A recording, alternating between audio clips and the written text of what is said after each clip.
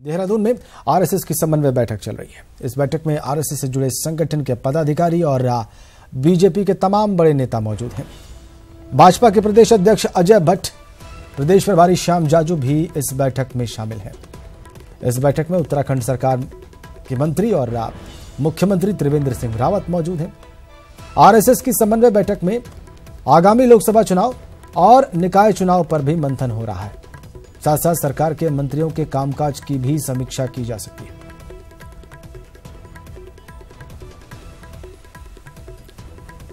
इस बड़ी बैठक पर, इस महत्वपूर्ण बैठक पर ज्यादा जानकारी देने के लिए किशोर रावत हमारे साथ जुड़े हुए हैं देहरादून से। उनके पास चलते हैं सीधा। किशोर, अब तक क्या हुआ इस बैठक में?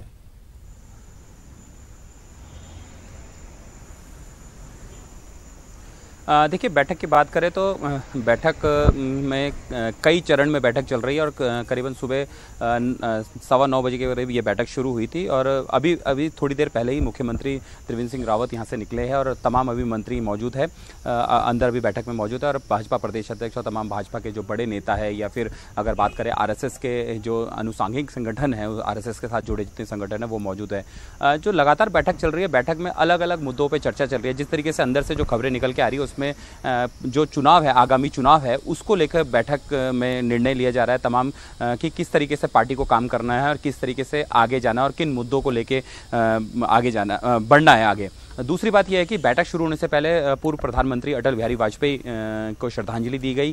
उसके बाद ये बैठक शुरू हुई और बैठक में तमाम इन चीज़ों पे विचार किया जा रहा है कि जो भी जो नीतियां हैं या फिर जो विपक्ष लगातार आरोप लगाता जा रहा है, क्योंकि विपक्ष जो लगातार, जिसमें प्रमुख कांग्रेस है, वो लगातार आरएसएस पे भी आरोप लगा रहा है और भाजपा पे भी आरोप लगा रहा है, तो उन आरोपों को किस तरीके से आरोपों का जवाब देना है और जनता के बीच में जाना है, जनता के बीच में जो सरकार काम कर रही है या फिर जो पार्टी लेवल पे जो काम होने हैं उनको किस तरीके से करना है, उस पर बैठक चल रही है। तो लगातार अभी बैठक चल रही है और करीबन ये बताया जा रहा है कि 6:30 बजे तक, शाम 6 बजे तक ये बैठक चलेगी और अभी काफ़ी सारे मंत्री मौजूद है। अभी थोड़ी देर पहले ही मुख्यमंत्री निकले और उसके बाद पर्यटन मंत्री सतपाल महाराज भी अभी बाहर आए हैं। तो कुल मिलाकर बैठकों का सिलसिला जारी है और जो चरण है वो करीबन 4 चरणों में ये बैठक चल रही है। बहुत शुक्रिया आपका किशोर, आप नजर बना के रखिए, हम आगे भी आपसे अपडेट लेते रहेंगे। आप कह रहे हैं कई चरणों में बैठक चल रही, तो जाहिर सी बात है चीजें धीरे धीरे वहां पर आगे बढ़ेंगी। बहुत धन्यवाद आपका। संगठन, सरकार और संघ के बीच समन्वय के लिए यह समन्वय बैठक देहरादून में संघ और सरकार पर फोकस, समन्वय पर फोकस, मिशन 2019 की तैयारी।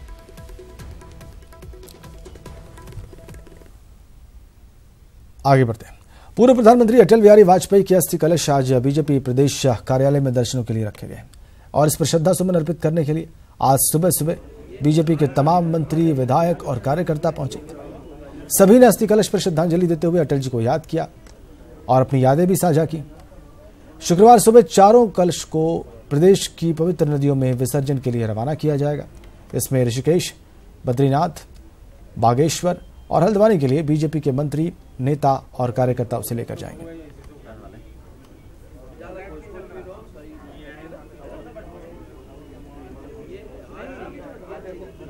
कार्यक्रम कल सुबह 7:30 बजे हम सभी जो अस्थियां हैं उनको लेके जाएंगे, अस्थि कलशों को। एक में मैं स्वयं रहूंगा, मेरे साथ हमारे कैबिनेट मंत्री प्रकाश पंत जी रहेंगे और रास्ते में पड़ने वाली जितनी विधानसभाएं हैं जिलों के अंदर, वहाँ के माननीय विधायकगण भी साथ में रहेंगे।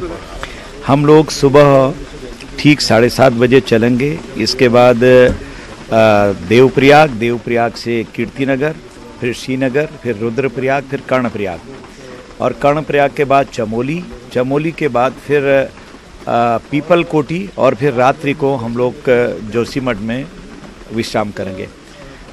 25 तारीख को 8 बजे चल के लगभग 10:30 से 11 बजे, क्योंकि सड़क भी बहुत ख़राब है, हम लोग बद्रीनाथ जी में चलेंगे, जो मोक्ष धाम है। मोक्ष धाम में अटल जी की अस्थियों का विसर्जन पूरे परंपरागत और नियमों के अनुसार, वैदिक धर्म के अनुसार किया जाएगा। आगे बढ़ते हैं। बाघ प्राधिकरण को नोटिस दिया गया। राष्ट्रीय बाघ प्राधिकरण को हाईकोर्ट का नोटिस मिला। कॉर्बेट पार्क में वन्य जीवों की सुरक्षा पर यह नोटिस दिया गया।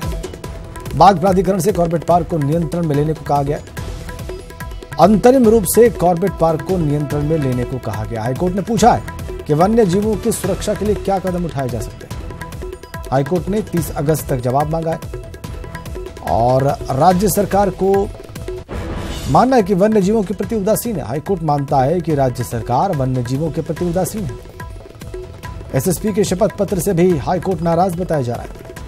एसएसपी से पूछा है कि एफआईआर के बाद भी आरोपी विदेश कैसे चले गए। हाथियों के मामले में एफआईआर के बाद भी 3 आरोपी विदेश गए हैं।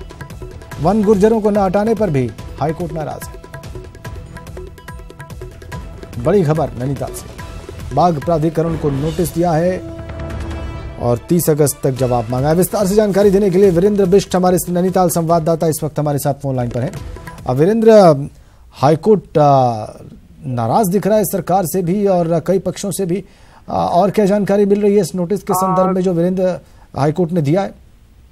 देखिए राजेंद्र, जिस तरह से कॉर्बेट नेशनल पार्क को लेकर जैसे तमाम पर्यटक देश भर के वहां घूमने के लिए आते हैं, तो आज नैनीताल हाईकोर्ट ने अपने आदेश में ये साफ तौर पर कहा है कि अंतरिम रूप से जो राष्ट्रीय बाघ प्राधिकरण है वो पार्क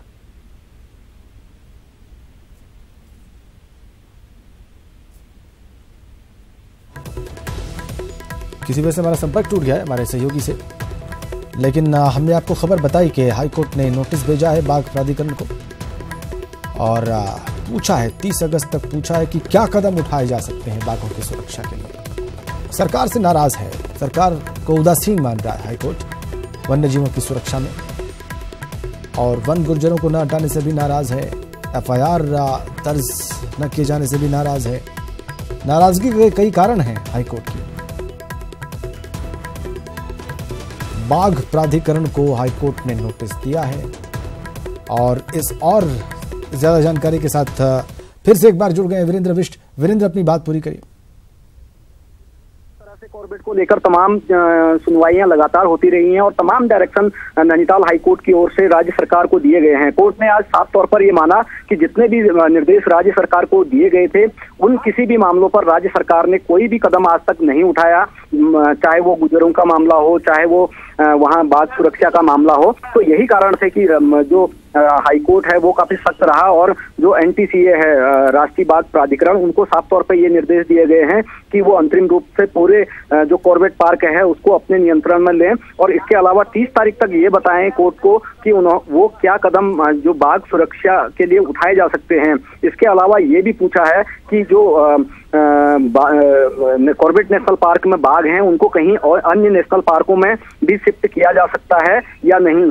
अगर गुजरों का मामला देखा जाए तो गुजरों के मामले में जो शपथ पत्र राज्य सरकार ने हाईकोर्ट में पेश किया है उसमें साफ तौर पर कोर्ट नाराज दिखी और कोर्ट ने ये कहा कि एक ही 18 साल की जो उम्र से ऊपर के जो लोग हैं उनको एक परिवार जो वन विभाग या सरकार है उन्होंने मान लिया है और इससे राज्य का जो आर्थिक नुकसान है वो कहीं ना कहीं हो सकता है। इसके अलावा जो तमाम डायरेक्शन थे उसमें हाथियों के मामले में जब कोर्ट में मैटर आया तो कोर्ट ने वन उस बारे में भी ठीक है, उस बारे में भी पूछा। धन्यवाद आपका वीरेंद्र।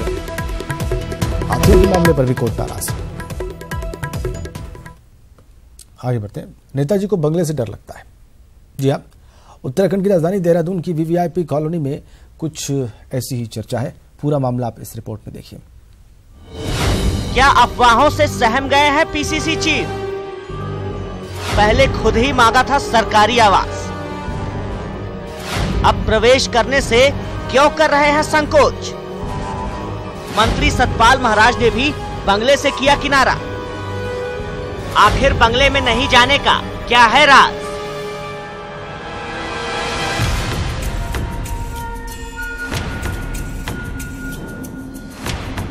जी हाँ, माननीय किसी भी किस्से कहानियों, अंधविश्वासों और अफवाहों पर खूब ध्यान देते हैं। यही वजह है कि राजधानी देहरादून की वीवीआईपी कॉलोनी की एक गली में कई आवास लंबे समय से खाली पड़े हैं। यमुना कॉलोनी के ये वीआईपी आवास लंबे समय से यूं ही खाली नहीं है। दरअसल इसके पीछे कहावत है कि यहाँ जो भी रहा वो पूर्व हो गया, यानी कि मंत्री रहा तो दोबारा इलेक्शन नहीं जीता और पार्टी का कोई नेता रहा तो दोबारा वो कुर्सी पर नहीं आ पाया।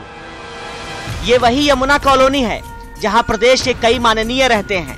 दरअसल किस्से कहानियों का सिलसिला मुख्यमंत्री आवास से ही शुरू हुआ था, जिस बंगले में मुख्यमंत्री त्रिवेंद्र सिंह रावत रहते हैं उसमें जाने से कई पूर्व मुख्यमंत्रियों ने किनारा किया। अब इसी कॉलोनी में कई महीने पहले कांग्रेस प्रदेश अध्यक्ष प्रीतम सिंह और प्रदेश के पर्यटन मंत्री सतपाल महाराज को आवास आवंटित किए गए, लेकिन दोनों ही नेता इन आवासों में अब तक नहीं गए। माना जा रहा है कि इसके पीछे एक अफवाह बड़ी वजह है। सवाल ये है कि अगर नेता इतने अंधविश्वासी होंगे तो उनसे हम क्या उम्मीद कर सकती हैं कि ये खुले दिमाग के होंगे, ये तरक्की पसंद होंगे, और जो जिनके दिमाग इतने संकुचित होंगे उनसे आप खुलेपन की उम्मीद कैसे कर सकते हैं। यमुना कॉलोनी के जिस हिस्से में पर्यटन मंत्री सतपाल महाराज और कांग्रेस अध्यक्ष प्रीतम सिंह को आवास आवंटित किए गए हैं, उनको लेकर भी अफवाहों का बाजार गर्म है। चर्चा है कि इन आवासों में रहने जो भी गया वो या तो पद से गया या दोबारा सत्ता में नहीं लौटा।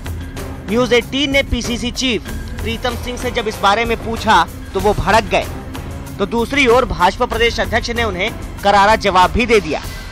सरकार की ओर से जो मुझे बंगला दिया गया है, जब जाऊंगा आपको बता दूंगा। और ये अजय भट्ट की चिंता नहीं हुई आपको? अरे मैं तो साथ में विधायक भी हूँ।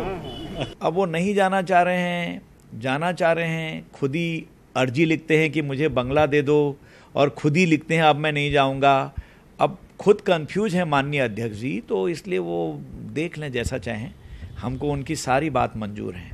पर वो ये एलिगेट ना करें कि मैं तो विधायक हूँ, मुझे तब बंगला मिला। विधायक को अभी बंगला नहीं मिल रहा है यहाँ पर, उनके लिए विधायक निवास है।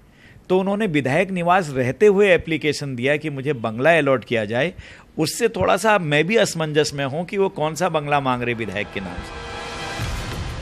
अब इस गली के बंगले भुतहा बंगले हैं या फिर नेताजी की सोच संकुचित है, इसका फैसला आप ही करिए।